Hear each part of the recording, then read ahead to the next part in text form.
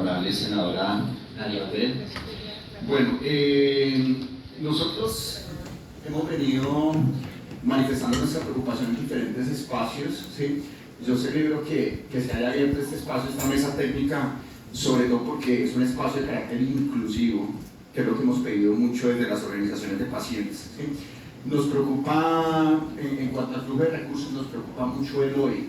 Desde las organizaciones de pacientes nosotros estamos en contacto permanente con las familias, detectando cómo van evolucionando las barreras, ¿sí? Es preocupante en el momento no tener esa claridad frente a la suficiencia de los recursos de UPC, ¿sí? Nosotros entendemos que desde el Ministerio de Salud y Protección Social se tuvieron en cuenta estudios que mostraban, digamos, diferentes escenarios, ¿sí? Pero no tenemos, digamos, el conocimiento detallado sobre cuáles bases fue que se tomó la decisión del incremento de UPC.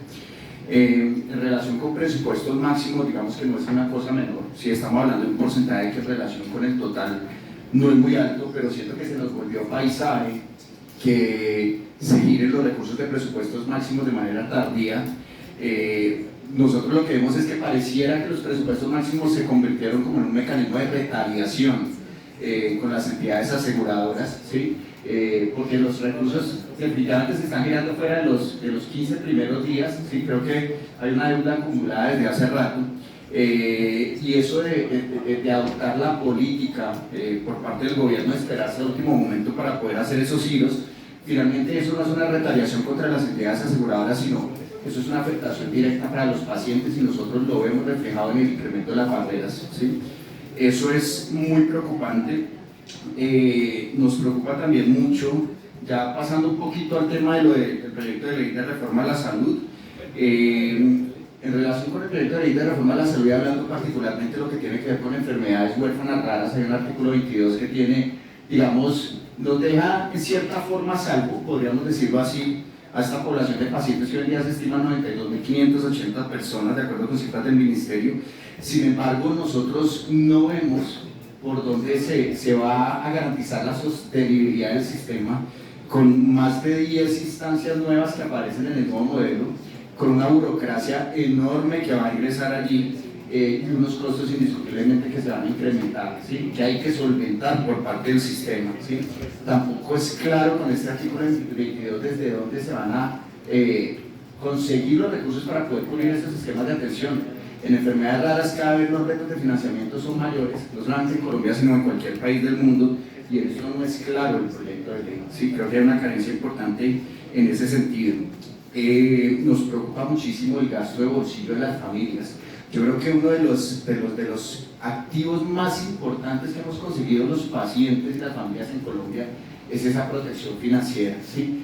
Incluso hoy en día, con todas las barreras que están enfrentando las familias, hemos empezado a ver cómo muchas de ellas han tenido que recurrir a pagar más de su bolsillo para poder solventar varios de los gastos de los servicios, en algunos de los casos medicamentos. Esto no es algo nuevo, hay que advertirlo, ¿sí? Pero hemos visto cómo se ha venido incrementando y eso nos preocupa, que se pierda esa protección financiera.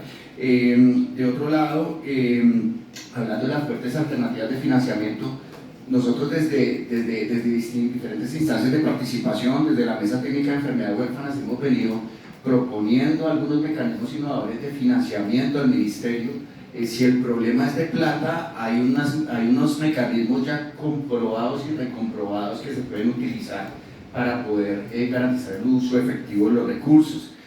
Nos preocupa que está prácticamente a la vuelta de la esquina una ola enorme de medicamentos y tecnologías, muchos de ellos terapias avanzadas, estamos hablando de ingeniería de tejidos, de terapia celular, de terapia génica, donde el país no está preparado ni a nivel regulatorio, a nivel legal, ni a nivel financiero para poder cubrir ese tipo de terapias, y no estamos hablando de cómo resolver ese asunto. El proyecto de ley ni siquiera vislumbra cómo vamos a enfrentar y sobre todo cómo vamos a garantizar que esa curva de acceso que hemos logrado también como país, en donde Colombia ha tenido un posicionamiento importante a nivel de la región, ¿cómo vamos a garantizar que no vamos a perder eso? ¿Sí? Hay alternativas, mecanismos innovadores de financiamiento, como el crowdfunding, como los bonos de impacto social, algunas modalidades de impuestos que ya están probadas en otros países. Lo hemos puesto a través de la mesa con el Ministerio, pero digamos que hay que reactivar esas conversaciones. Y también reitero algo que había manifestado acá, creo que Luis de Amcham y desde la ANDI, los Management Agreements, los acuerdos de acceso administrado, ¿sí? Esto lamentablemente quedó gavetado, ¿sí? Venía en revisión hasta hace un par de años en el Ministerio de Salud, incluso yo participé en una de las mesas técnicas precisamente para la implementación de estos acuerdos de acceso administrado, y lamentablemente no se puso en marcha, ¿sí? Eso es algo que prácticamente ya está listo y sirve también para apostarle a mejorar el acceso y hacer un uso efectivo de los recursos. Entonces yo también aprovecho también para hacer un llamado. Hay cosas que no necesitan reforma, hay cosas que se pueden ir implementando desde ya para poder generar los mecanismos adecuados. Finalmente, pues yo quisiera decir que ojalá que estos espacios decanten en algo, ¿sí?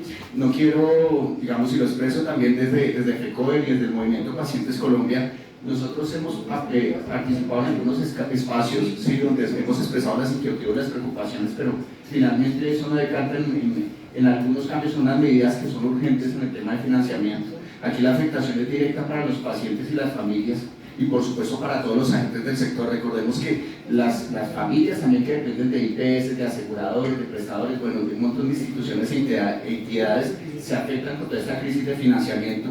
Entonces creo que requerimos de medidas urgentes para avanzar. Diego, gracias.